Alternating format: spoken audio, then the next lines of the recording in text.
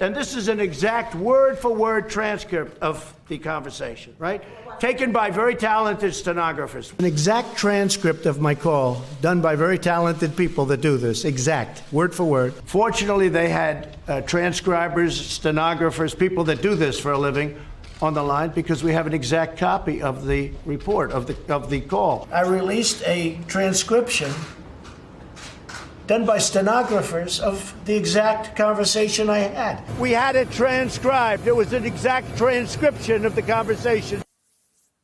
Another day, another Trump lie exposed. That word for word, comma for comma, exact transcript of the July 25th call, which we already knew from a disclaimer on the memo, was not a word for word transcript at all, was also altered to remove information that could end up being damaging to President Trump. That's according to testimony yesterday from Donald Trump's top Ukraine expert on the National Security Council, Colonel Alexander Vindman. And according to reporting from the New York Times, quote, Colonel Vindman told House impeachment investigators on Tuesday that the White House transcript of a July call between President Trump and Ukraine's president omitted crucial words and phrases, and that his attempts to include them failed. It's according to three people familiar with the testimony. The omissions, Colonel Vindman said, included Mr. Trump's assertion that there were recordings of former Vice President Joe Biden discussing Ukraine corruption and an explicit mention by Ukraine's president of Burisma Holdings, the energy company whose board employed Mr. Biden's son, Hunter. Joining our conversation, editor-at-large for the conservative news and opinion website, The Bulwark, Charlie Sykes. What say you, my friend? Well, the extraordinary thing about Donald Trump is that he tells lies that are so easily disproven, and that he tells lies that are not necessary, the pathological nature of it. Yeah. But, you know, we don't know whether this will materially change what we know about that conversation. I mean, that will come out. But look, we do not have the transcript of that. There is something else there. Is it the 16-minute gap in the tape? Maybe not. But this would also ought to suggest to Republicans, what else have you been told that is not true? What else is there? What else is going to come out? And this is one of those dazzling details. It also has a historical parallel to the Nixon tapes. Yeah. I mean, well, that gap in the tape, because Nixon released transcripts of his conversations, but carefully edited them out. There were ellipses, and these ellipses, by the way, should have been a tell that there was something else there. I think there were a lot of people who were speculating at the time that the transcript didn't seem to be long enough to account for the entire conversation.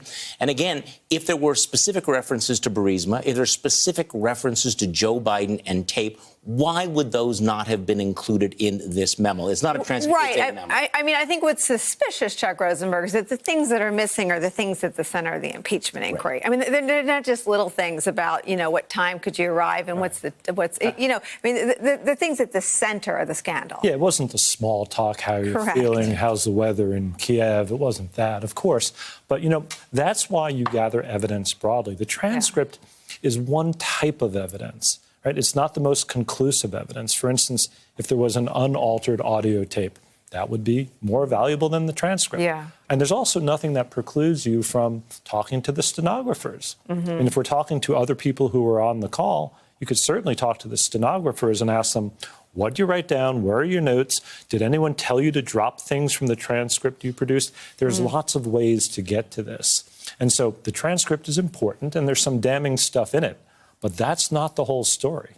And, you know, Jeremy, it would appear someone who can remain anonymous until he or she chooses to disclose their own identity said this is sort of Watergate for dummies.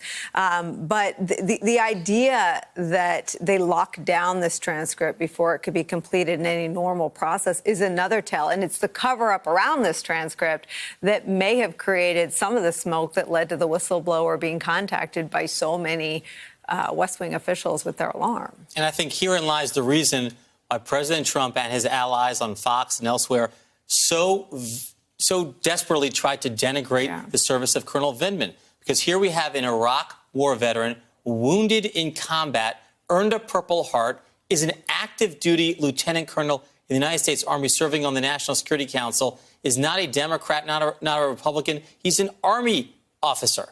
And yet his testimony is that he was so worried about the content of the call and the way the transcript was altered that he blew the whistle. He told a lawyer, and he's now telling the Congress. That's why they need to tear him apart limb from limb, and they will do it unless somebody stops them. Well, let's go into what where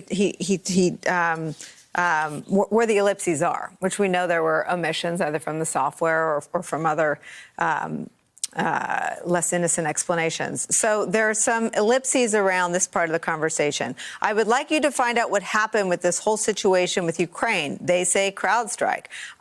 I guess you have one of your wealthy people. ... The server, they say Ukraine has it. Now, Donna, it's my understanding that the server's a cloud and there isn't some hunk of metal being lugged around between Russia and Ukraine. I mean, this whole thing is a wackadoo conspiracy theory that the president's own Homeland Security advisor, Mr. Bossert, tried to dispel him of. But all the same, it ended up in this call. Do you have any suspicions around those? Well, I mean, I think that, what we know is that the president is trying to place the blame on Ukraine so that Russia will be absolved of any interference in the 2016 election. And the president is fed into that story. It's been completely disabused. And when I look at this, I see other kinds of transcripts. And where you have ellipses, you might have inaudible because it can't be heard, or you have some other indication that the conversation just kind of trailed off.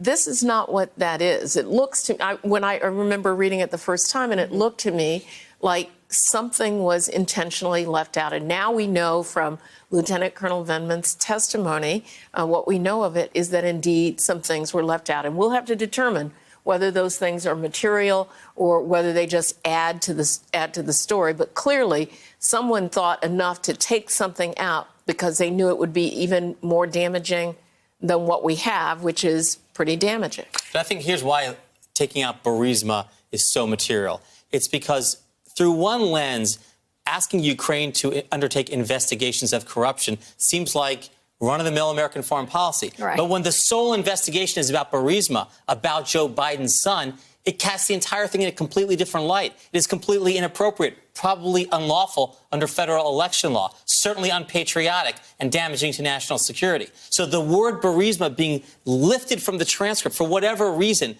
is so telling, so suspicious, such a red flag. Well, and a former Justice Department official said to me, what is the other sort of corruption that this White House has taken on in any other country? What is the record of anti-corruption policies that they've pursued, either attaching it to military aid or domestically? I mean, there is no anti-corruption pillar of Trumpism. And the team taking it on was Rudy Giuliani getting paid $500,000 from Tweedledum and Tweedledee. Right. I mean, that's the anti-corruption fighting force of Donald Trump. I mean, it's nuts. It doesn't make any sense. But if we could pull back the camera a little bit, I mean, this picture is coming together. It is coming together consistently, as you mentioned in the last segment.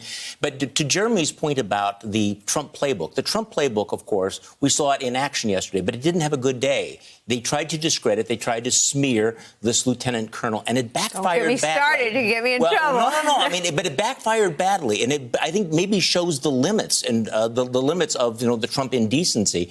But a lot of Republicans have to be asking themselves, okay, is this going to be the playbook going forward? Am I going to have to go along with the attacks on all of these decorated patriots who are now coming forward? Because that's really the turn. These are Trump's people. They're coming forward. They are incredible stories. And yet, what is the Trump reaction? It is this reflex: attack them, demean them, discredit them. They were able to do it with Bob Mueller. They've been able to, go after veterans in the past like John McCain.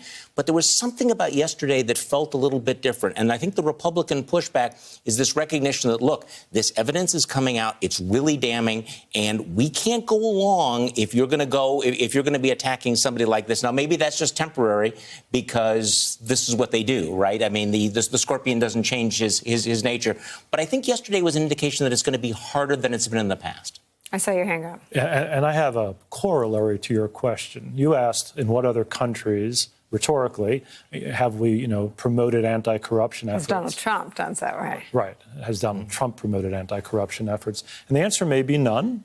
But my corollary question, Nicolle, is what other countries have we approached in the way we approached Ukraine? Yeah. And through what channels? It would shock me, right? I mean, I never met a bank robber who only robbed one bank. Yeah. It would shock me if this was the only place. Well, we've got three, right? Russia, China, and Ukraine. But you're right. We don't know what we don't know. Right. And proving negatives, of course, is always really hard. But if Rudy Giuliani is freelancing in Ukraine, I have a bunch of other questions. Exactly.